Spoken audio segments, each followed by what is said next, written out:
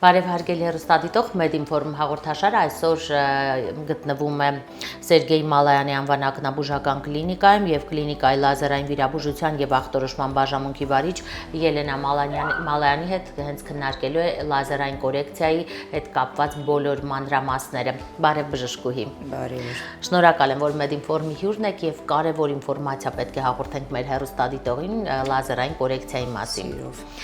Բավականին խնդիրը տարածված է, այսինքն այս վիրահատությունների պահանջարկը կա, քանի որ տարատեսակ ակնաբուժական խնդիրներ, այսինքն տեսողական խնդիրներ լուծվում են հենց այս եղանակով։ Խնդրեմ ներկայացրեք, թե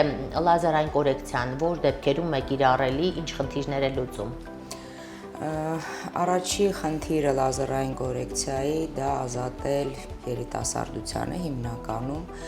ակնոց կրելուց, կոնտակտային ոսպնյակ կրելուց եւ ապահովել լավ որակյալ տեսողություն։ Լազերային կորեկցիան բավականին երկար տարիներ արդեն պատմություն ունի, Հայաստանում շուրջ 25 տարի կատարվում է եւ իհարկե կատարելագործվում է։ Ինչու, որովհետեւ ունի բարձր արդյունավետություն եւ շատ կանխատեսելի վիրահատություն է։ Բացի այդ չի համարվում, եթե բժշկական լեզվով խոսենք, խոռոչային վիրահատություն, այսինքն բարդ վիրաբուժական գործողություններ չի կատարվում։ Իմաստը ինչումն է լազերային սարքավորումը, լազերը, էքսիմեր լազերային սարքավորումը շտկում է խնդիրը, այսինքն ասթիգմատիզմը, կարճատեսությունը, հեռատեսությունը մակերեսի վրա աշխատելով, այսինքն ակնագնդի ամենաառաջի թաղանթի եղջերաթաղանթի վրա աշխատելով։ Եթե խոսենք վիրաբուժական լեզվով, ապա լազերային, էքսիմեր լազերային վիրահատությունները չի դասվում խոռոչային վիրահատությունների շարքին։ Այսինքն լազերային սարքը աշխատում է եղջերաթաղանթի, ակնագնդի ամենաառաջի թաղանթի, եղջերաթաղանթի մակերեսի վրա։ Եվ ամբողջ իմաստը նրանումն է, որ մոդելավորվի եղջերաթաղանթը, այսինքն վերանա խնդիրը ամեն տարբեր պրոբլեմների դեպքում, տարբեր առանցքներով եւ տրվի եղջերաթաղանթին ճիշտ սֆերիկ ձև, անատոմիկ, ոնց որ եւ պիտի լինի, Լազերային վիրահատությունները տևում են 10-ից 15 րոպե մաքսիմալ։ Գրեթե կարելի ասել անցավ է, արագ ապակինում ունեցող վիրահատություն է, այսինքն մաքսիմալ մոտ 4-5 օրից արդեն վիրահատված մարդը անցնում է իր առօրյա կյանքին առանց խստիվ սահմանափակումների։ Յուրաքանչյուրը կարող է դիմել այս վիրահատության, թե կան հարակից հիվանդություններ, որոնք կարող են խոչընդոտ հանդիսանալ։ Գիտեք, այսօրվա դրությամբ մենք բավականին լայնացրել ենք ցուցումները, վիրահատության, երբ որ կատարելագործվում է սարքավորումը, դրա հետ մեկտեղ շատ ավելի լայնանում են այն մարդիկ վիրահատվող, որոնք առաջ մերժվում էին ինչ-ինչ պատճառով, եւ հիմնականում դա տարիքային սահմանափակում է այստեղ 18-ից 50 տարեկան հասակում ենք խորհուրդ տալիս վիրահատվել։ Ինչու 18, որտեղ որպես օրենք 18-19 տարեկանում դեռ փոփոխական է լինում, տվյալները, այսինքն աճում է խնդիրը։ Ցանկալի է վիրահատվել այն շրջանում, երբ որ ունենք արդեն ստաբիլ վիճակ, ոչ փոփոխական։ Ինչու ոչ 50-ից բարձր տարիքում, ապա այդ տարիքում մենք ունենք նաև համեմատաբար նորություն վիրաբուժության մեջ, երբ որ ավելի ճիշտ է, ավելի ռադիկալ է կատարել ոսպնյակի վիրահատություն, այսինքն փոխել ոսպնյակը եւ տեղադրվի այնպիսի ներակնային ոսպնյակ, որը որ ազատում է էլի ակնոց կրելուց այդ տարիքի մարդկանց։ Իննում ընդունված էր, որ դա միայն արվում է կատարակտի ենթադրենք դեպքում, հիմա դա լուծում է։ Այո, շատ ճիշտ եք, հենց այդպես էլ կոչվում է այդ մեթոդը ռեֆրակցիոն ոսպնյակի փոխում, այսինքն անձը չունի կատարակտա հիվանդությունը, բայց չի ուզում ակնոց կրել։ եւ այդ դեպքերում այսօրվա դրությամբ կիրառվում է այդ համեմատաբար նոր մեթոդը։ Կան կարծիքներ, որ այս դեպքում, ձեր նշած դեպքում տեսողությունը ասես հակառակն է փոխվում եւ եթե կարճատեսեր դառնում է հեռատես, մեկ էլ հեռուն լավ չի տեսնում եւ հակառակը։ Սա որպես ակնաբուժ ինչպես եք մեկնաբանում։ Գիտեք ինչպես, այո,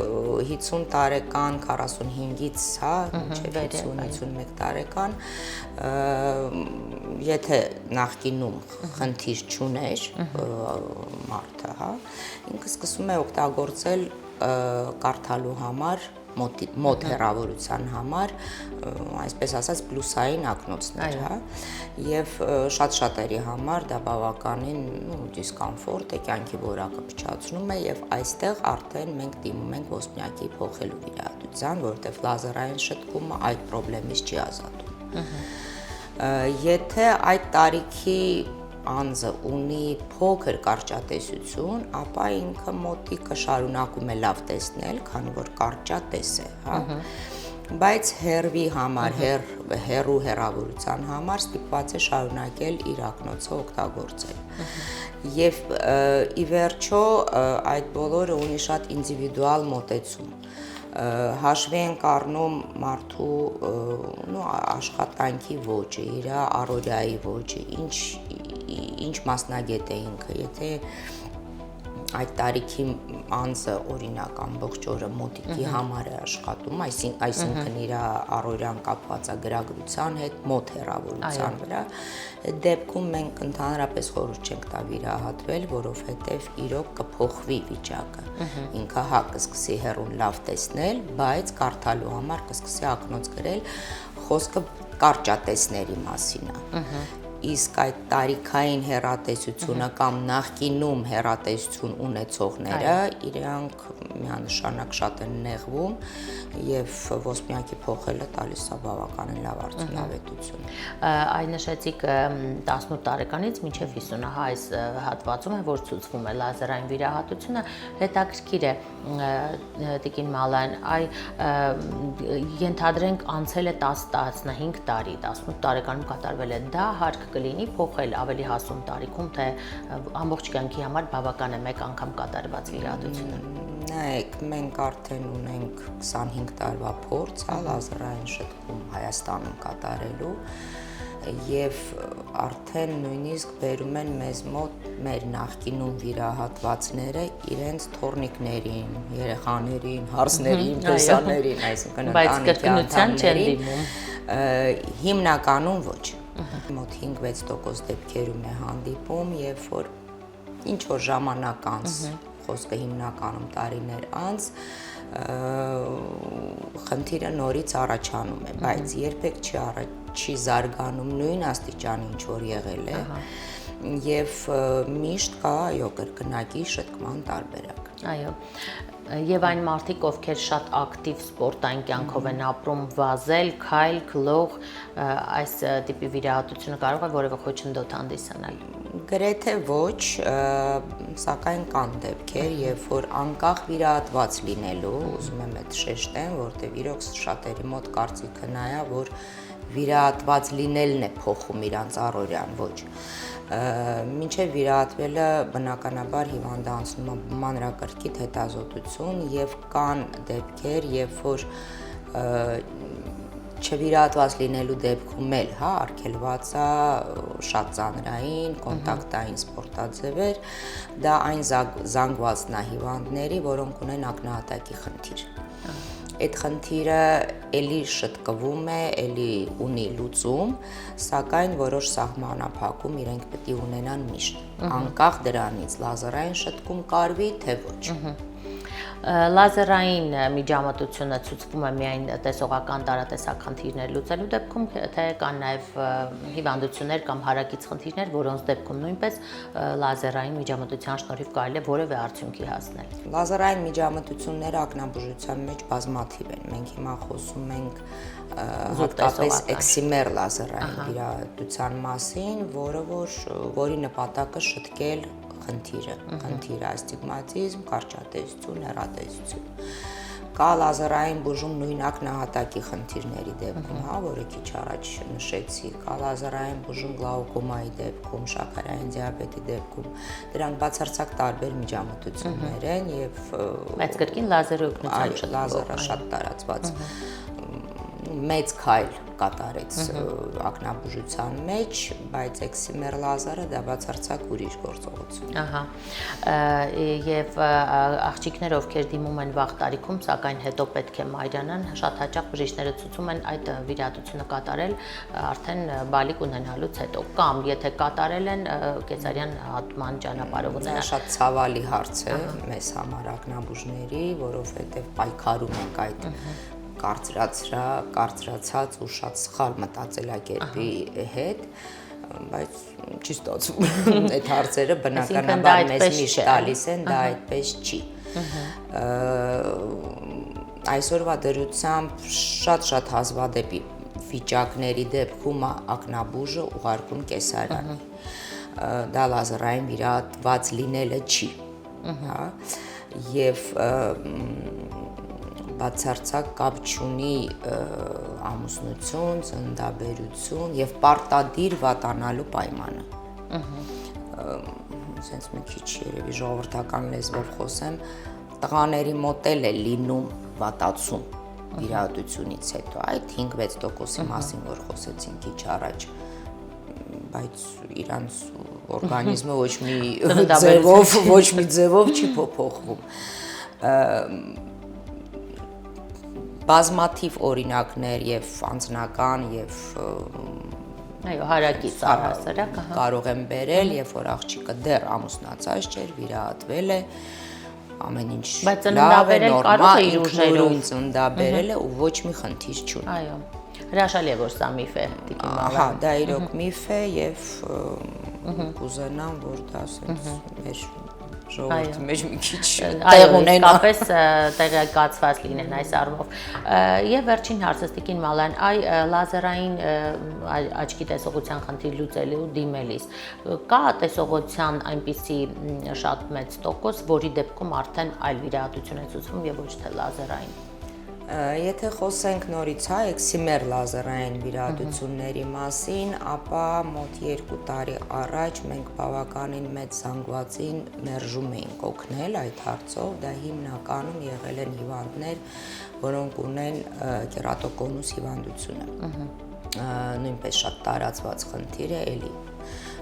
երիտասարդներին բնորոշ եւ արդեն 2 տարուց ավել մենք կարող ենք առաջարկել այդ զանգվածին էլ էքսիմեր լազերային վիրահատություն եւ կերատոկոնուսի կանխելու բուժում միանգամից, այսինքն այդ ամբողջը արվում է նույն օրվա ընթացքում։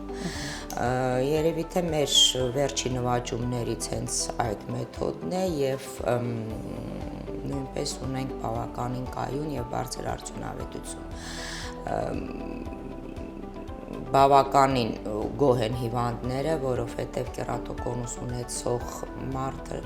էլ ավելի է դժվարանում կրել ակնոց եւ կոնտակտային ոսպնյակներ, այնտեղ մի քիչ ուրիշ, հա, մոտեցում է, ոչ բոլորն են կարողանում իրոք հարմարվել այդ կոնտակտային կորեկցիային եւ իրենց համար իրոք դա փրկություն է այդ մեթոդը։ Շնորհակալ եմ Տիկին Մալայան, հետաքրքիր էր հարցազրույցը։ Ես զրուցում էի Սերգեյ Մալայանի անվան ակնաբուժական կլինիկայի լազերային վիրաբուժության եւ ախտորոշման բաժանմունքի վարիչ, բժշկական գիտությունների թեկնածու Ելենա Մալայանի հետ։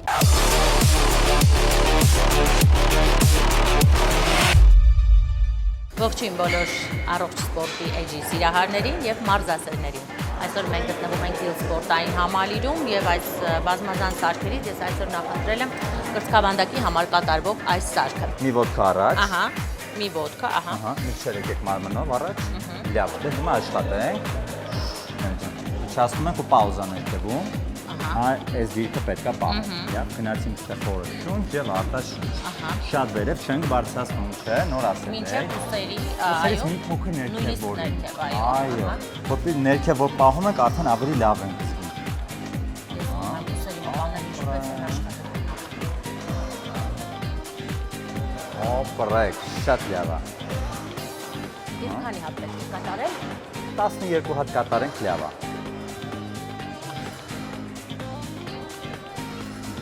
Այստեղ Այստեղ։ Խնդրեմ դուք ցույց տաք ավելի ճիշտ է։ հիմա։ Սա փաստորեն եւ համարտան եւ կանանց համար ցուցված վարժություն է, այո։ Պարտադիր չէ անել։ Ոդկա առաջ, մի ոդկա հետ։ Եթե ծանր է, քաշը իհարկե հետևի ոդկա այսպես թաթի վրա, այո, ոդկա վրա ենք հենվում ու այսպես արտաշինչել է կրկին։ Կարևորը մեջ կլինի ուղիղ։ Արմունկները կիսածալած թե վերևում, թե ներքևում։